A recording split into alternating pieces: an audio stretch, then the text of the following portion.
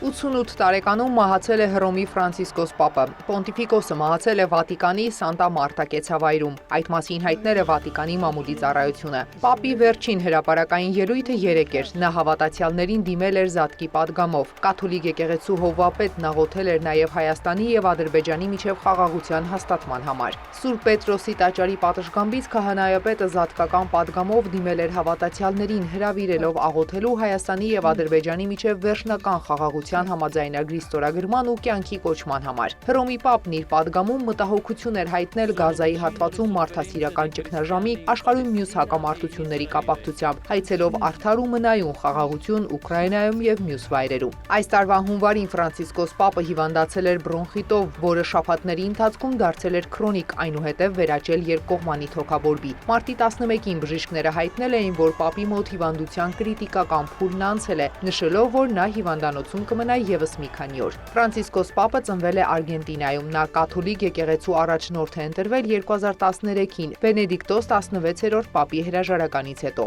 Աշխարհի տարբեր երկրների առաջնորդներ, բարձրաստիճան պաշտոնյաներ ցավակցություն են հայտնել Պոնտիֆիկոսի մահվան կապակցությամբ։ Նրա ամբողջ կյանքը նվիրված էր Տիրոջը եւ նրա եկեղեցուն ծառայելուն։ Նա մեզ սովորեցրել է ապրել ավետարանի արժեքներով, հավատարմությամբ, քաջությամբ եւ համընդհանուր սիրով, հատկապես ի նպաստ ամենաաղքատների եւ ամենաանպաշտպաններին, նշել է Նորին Սրբություն կարդինալ Ֆարելը։ Հռոմի Ֆրանցիսկոս Պապը պարբերաբար իր աղոթքներում անդրադարձել է Հայաստանին խաղաղության հաստատման կարևորությանը։ 2015 թվականի ապրիլի 12-ին Վատիկանի Սուրբ Պետրոսի տաճարում Ֆրանցիսկոս Պապը կիրակնօրյա պատարագ էր մատուցել Հայոց ցեղասպանության զոհերի հիշատակին, որի ընթացքում նա օգտագործել էր 20-րդ դարի առաջին ցեղասպանություն ձևակերպումը։ 2016 թվականի ամռանը Ֆրանցիսկոս Պապն այցելել էր Հայաստան պաշտոնական եւ հոգեվոր այցով, ինչը նշանավորվել էր մի շարք կարևոր արարողություններով ու ուղերձներով։ Հետագա տարիներին Ֆրանցիսկոս Պապը շարունակել է ուշադրություն դարձնել տարածաշրջանի զարգացումներին։ Նա իր աղոթքներում անդրադարձել է Լաչինի միջանցքի փակման հետևանքով առաջացած հումանիտար ճգնաժամին, Լեռնային Ղարաբաղի կրոնական ժառանգության պահպանմանը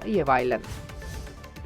Ռուսաստանում եւ Ուկրաինայում Միացյալ Նահանգների հատուկ բանագնաց Քիթ Քելոգը հայտարարել է, որ նախագահ Դոնալդ Թրամփի թիմն այս շաբաթ կմեկնի Լոնդոն Ուկրաինայի հարցով հրադադարի շուրջ բանակցությունների համար։ Նա սակայն ընդգծել է, որ ՆԱՏՕ-ին Ուկրաինայի անդամակցության հարցը քննարկումների սեղանին չէ։ Նախագահ Թրամփն ավելին է արել այս 90 օրվա ընթացքում այդ պատերազմը լուծելու համար, քան նրանք արել են նախորդ 900 օրվա ընթացքում։ Նա իրավիճակը տեսնում է դեպի հանգուցալուծում, ասել է Քելոգը։ Բանագնացը հայտնել է, որ օգտակար հանածոների հետ կապված գործարքը համապարփակ հրադադարի եւ խաղաղության համաձայնագրի մաս է կազմում։ Մենք լավ ուղու վրա ենք, որովհետեւ հոգնել ենք այն ամենից, ինչ տեղի է ունենում։ Աշխարհում շատ այլ խնդիրներ կան, որոնցում պետք է ներգրավի Միացյալ Նահանգները, եւ այս պատերազմը շատ երկար է շարունակվում, բայց կարծում եմ, որ կա հնարավորություն այն ավարտելու, հայտարարել է Քելոգը։ Լոնդոն են մեկնելու նաեւ ԱՄՆ նախագահի հատուկ բանագնաց Սթիվեն Ուիտկոֆը եւ պետքարտուղար Մարկո Ռուբիոն։ Լրատվամիջոցները գրում են, որ եթե Լոնդոնում խորհրդակցություններից հետո Վաշինգտոնի, Եվրոպայի եւ Կիևի դիրքորոշումները համընկնեն, Ուիտկոֆը կարող է մեկնել Ռուսաստան։ Ավելի վաղ ԱՄՆ նախագահ Դոնալդ Թրամփը հույս է հայտնել, որ ուկրաինական հակամարտությունը կարգավորելու գործարքը ձեռք կբերվի առաջիկա շաբաթվա ընթացքում։ Մեկնարկել է ԱՄՆ փոխնախագահի քառօրյա այցը Հնդկաստան, Ջեյդի Վենսը բանակցություններ կվարի Հնդկաստանի վարչապետի հետ։ Նախատեսվում է, որ Նարենդրա Մոդին եւ Վենսը կվերանային երկկողմ օրակարգում փետրվարին ձեռք բերված առաջընթացը, երբ Հնդկաստանի ղեկավարը Վաշինգտոնում հանդիպել էր նախագահ Դոնալդ Թրամփի հետ։ Վենսի ներկայիս այցը Հնդկաստան նրա առաջին պաշտոնական այցն է Հարավասիական Հանրապետություն որպես ԱՄՆ փոխնախագահ։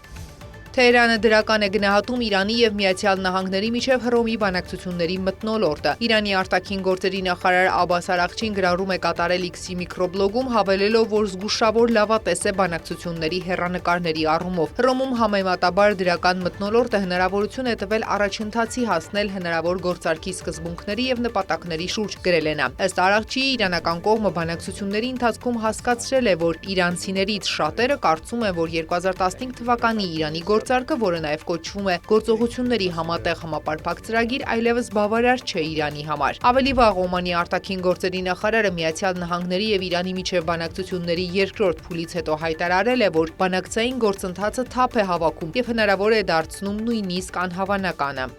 Մերի Ներսիսյան, լուրեր։